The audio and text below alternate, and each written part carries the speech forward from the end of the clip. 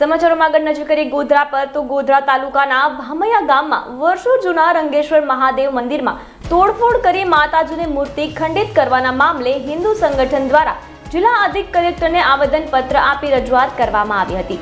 હિન્દુ સંગઠનના અગ્રણીઓ મોટી સંખ્યામાં હાજર રહ્યા હતા।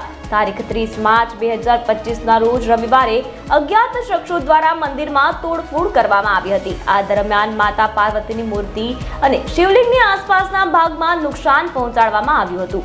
વધુમાં પવિત્ર શિવલિંગને અપવિત્ર કરવાનો પ્રયાસ પણ કરવામાં આવ્યો હતો। આ ઘટનાને લઈને સ્થાનિક હિન્દુ સમાજમાં રોષ ફેલાયો છે।